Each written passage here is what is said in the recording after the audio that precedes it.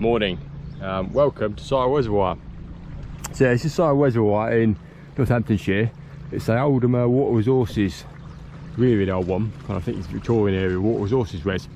Just used for water resources these days now as a country park. Yeah, and anyone that knows about tench fishing in the UK, yeah, the name Sywell is pretty yeah, it can be pretty well connected to that, because it's in the past it was one of the big tench waters in the UK. So what we're doing down here today, we've done a lot of work with the Tenchfishers over the past few years, and also the country park down here as well, trying to look at yeah, the tench population in here and the kind of habitat available to them, and you know how we can improve things. So what we're doing today is, it's the first week in June, and this is a tench Pacific spawning survey. So it's a bit of a long shot, to be honest, in terms of surveys, because yeah, tench are quite difficult to get close to on a big water like this. So we've mapped it out in the past for depth. We did some bathymetry work on it, and you've got almost 10 metres out, you know, out towards the middle there, and you've got the two arms going off to northwest and northeast. So what we're trying to do is we had a quick look at the fish population in winter, but yeah, again difficult because it's a big old area of water body. So what we decided to do was to come back and wait till they start to aggregate, hopefully around spawning time. So yeah, first week in June, the weather's warmed up nicely for it. It's a hot day and a lot of weed about. So what we're going to try and do is try and locate some areas with tench spawning here and get an idea, if we can, of the numbers and the sizes, and just feed that back into the long-term management plan in terms of tench on this water for the angling on it. So yeah, as I say, it's quite a long shot, this is, because it's not really been done before in terms of species-specific spawning on a lake like this using this equipment. So we've got the standard setup, multi-beam there and the side scan there, and we're going to go and ever so quietly, one of the electric outboards, so we're barely making any noise, just try and find locations where tench might be, have a look at numbers and feed it back. So what I'll do now quickly, I'll just show you on the computer some of the things we've done over the past few years down here, and yeah, a bit of background to the work we're doing today. One of the first things we did a few years ago when we started working on Sywell was to map out the depths there.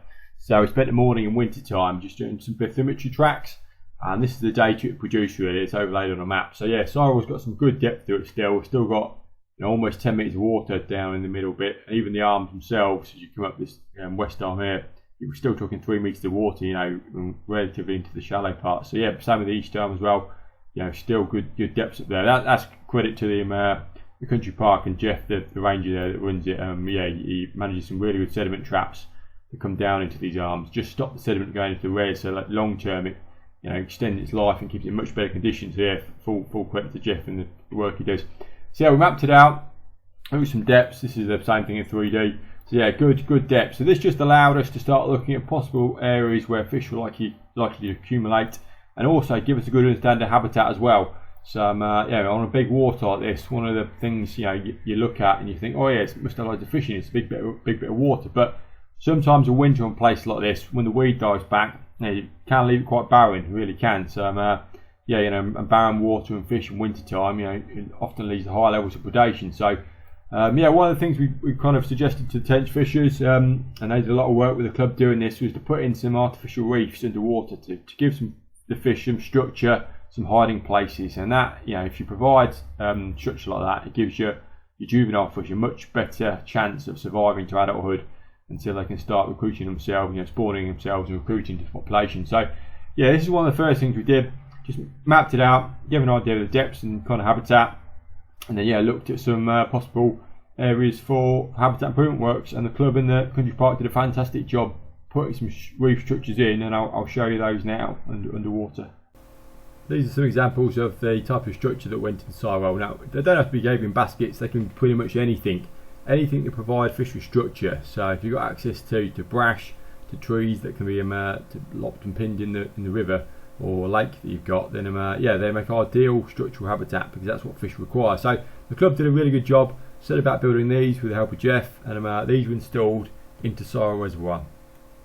So this next video, this will show yeah, sonar survey just coming up to an underwater gabion basket full of branches, and what you'll see very few fish, you know, a bare riverbed there, very few fish, and then you find a gabion basket that's been put in, and look at that, surrounded by fry. Yeah, if you have more fry, then you have more fish, because you have more equipment in your population. So yeah, it's just a really quick example of how important they are. And you go 50 yards either side of these baskets and there's nothing whatsoever. So yeah, the club dropped them in. So this is the set in the deep section, and yeah, it looks like a skyscraper scene really. They did a really good job. So yeah, you're almost 10 metres deep there, and you've got some that, you know, come up to almost kind of, well, probably 7 metres. So yeah, talking 3 metres off the ground. So yeah, created a proper little underwater habitat refuge there, and that's looking at it from the side on. This is looking from above, and you can see how you know, kind of expansive it is. It's not like it's a small set of refuges. It kind of stretches almost 15 metres out to the right there, and almost 30 metres out to the left. So yeah, it creates a mega set of coverage for fish to use. And yeah, this is one of the reasons why you're much more likely for fish in Sywell to survive now, and start kind of growing on. So yeah, this is the same set of refuges just looked at in the multi-beam. You can see them down there on the floor. Similar thing. This is looking directly down towards them.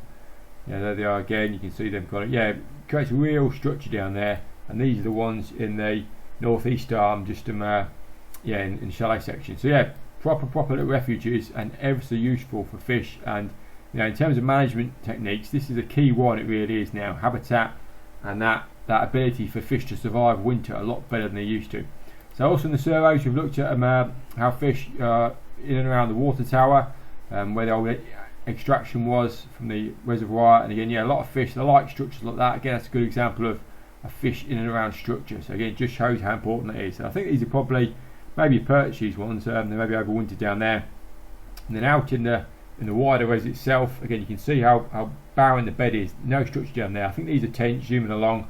So yeah, the reservoir is going up and down a bit when we did this. So the image is a bit up and down. But yeah, you can see again very little habitat, and then yeah, you can see I think the tench every now and again out in the water. So yeah, I've had a good look at trying to survey and get data, and yeah, the catch returns in our surveys are key to that. And again, it just all feeds back into the management of it and ways to bring around a more successful fish population. So we're off now to some of the shallow areas on the lake, kind of likely spawning locations. So yeah, we're not expecting to see, you know, spawning taking place, but we are hoping to get some fish that are aggregating around those areas, you know. So it's obviously bright sunshine now. It's probably more likely days like today they're going to be doing it in the spawning in the dusk and the evening.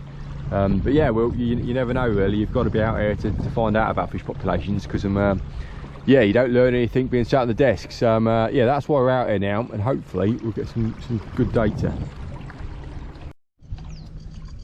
So what we're going to do is we're going to creep ever so slowly down this margin. Yeah, quite a decent selection of weed down here, marginal stuff, a lot of stuff on the bed as well. So we're going to creep down here in the multi-beam and just pan left and right, ever so quietly, ever so slowly, and see what we can pick up. But I mean, there's a good chance some fish could be in amongst the weed, but we'll have a look.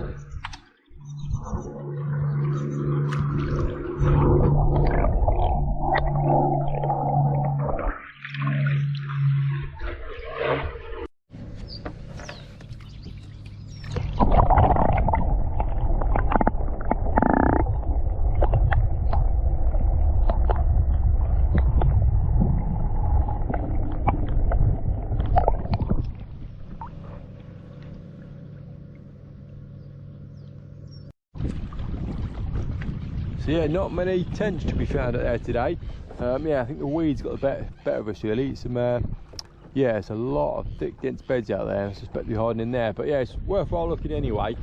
Just in terms, again, feeding back into, you know, possibilities of what we can do and what's achievable on here in terms of fish population. So we're gonna have a quick look around the discharge tower now. There's always fish around structures like that. And then yeah, we'll have a look and see what's there, and then call it a day. Over the past few years, we've stocked some tench down in Sywell as part of the overall management plan. So yeah, we're going to Calverton again. I'll just show you the fish transport trailer quickly. Fairly standard setup. Yeah, two big 600 litre tanks on the back. We've got an oxygen cylinder provide oxygen via the gas diffusers in there. And we've got an air pump as well, just in case with air pump diffuser in there as well. So this is our standard setup. There's the Land Rover. So we're going to Calverton and we'll pick up some tench for Sywell and we'll drop them in. So yeah, we'll do some more filming when we get to the fish farm. And then yeah, I'm going in the lake as well. So yeah, part of the overall management plan, stocking is, but again, it's not something we do just by itself. We always try and combine it with habitat improvement works, you know, with an overall plan, because half the time, if your fish aren't there in the first place, there's a problem. And if you don't fix that problem first, then yeah, stocking more fish is going to help. So hopefully the habitat works that have gone in is going to assist these fish in surviving and yeah, growing on to older fish so they can start recruiting into the population themselves naturally. So I've made it to Calverton. This is a site, I don't know if you've seen this before, but I've done a few videos here now. But yeah, so the site's just northeast of Nottingham. It's quite a large site. This is the kind of back of it, so that's looking out, that's the hatchery is, but a lot of little fish are kind of brought on in there. Some growing on ponds here, so it's summertime now, so it's end of June, so yeah, these are starting to fill up with small fish. So yeah, some more polytunnels there, and then over the other side of the road you've got the yeah, 4 big growing on ponds as well. There's a fish holding shed just here, yeah, as I said, hatchery in the corner, and then there's a recirculation unit. So this is where the small tench are being held. Yeah, this is going to be filled up in a second. Water temperature about 14 degrees. But inside the recirculation unit is yeah, big system of tanks connected to the biofilters and yeah, UV scanners, all that. Yeah, this is where the tench are. So yeah, they're held in here. They'll be brought out in a minute, put into the tanks, and then yeah, we'll take them straight to Sywell from here. I don't know if you can hear in here, hopefully you can, a bit of water running, but well, you've got a series of tanks and all these are connected to yeah, this big filtration unit here. So we've got a series of drum screens in there, a bank of UV sterilisers, yeah, various sort of sand filters. And what happens is, yeah, the water's basically recirculated, so it's a lot easier to control the temperature in places like this, so you can cool it or heat it as needs be. So yeah, small fish, you can bring them on to the right temperatures and yeah, keep their water quality good, and it's just a good way of yeah, ensuring decent numbers of survival. So the tench are held in here, loads of little fellas in the bottom of there, look, and that's where they're coming from, into the back of the fish transport trailer. So the tanks have just been filled up, the oxygen's coming through the diffusers nicely, both tanks. So yeah, the tench are going to come out of the holding tanks in the research unit now, straight into the tanks, and we'll take them from there.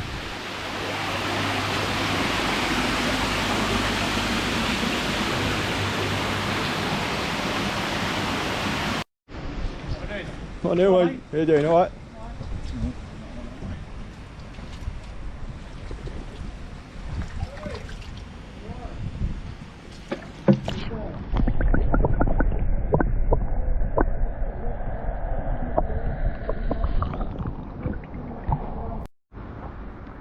So the tanks are loaded, so it'll be straight from here to Sywell Reservoir.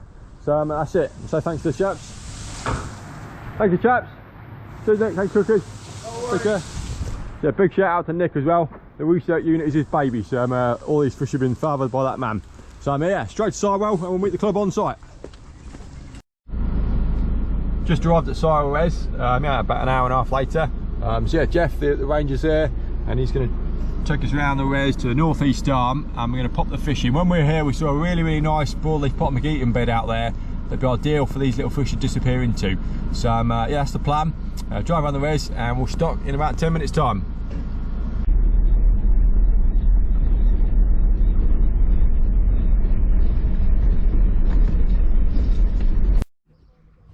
So we've come out to the northeast arm. So when we surveyed this a few weeks ago, there was some really good beds of broadleaf pot McGeeton out in this section here. Really nice margins. So ideal location for these little tench to disappear into and give them the best possible start during this summer, and then hopefully grow on a bit and be prepared for winter when it comes. So yeah, we're on site now. Yeah, Jeff just opened all the gates for us, and yeah, we're going to get stocking.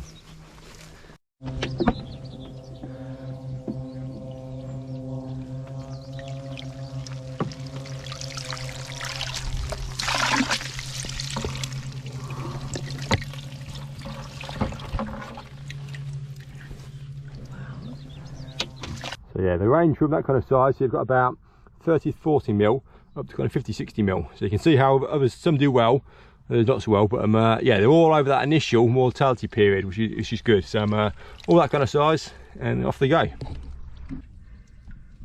Oh, stunning. The future. The future. Dave's vision of the future. Absolutely. Yeah.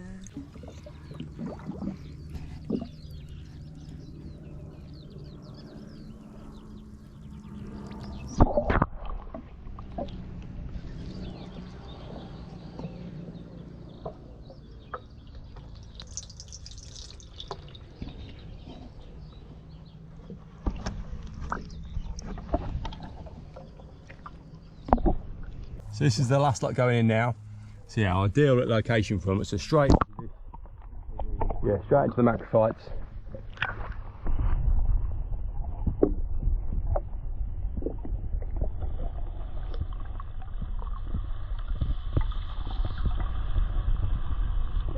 So proud of you all for what you've done for him. Absolutely. Watching over you.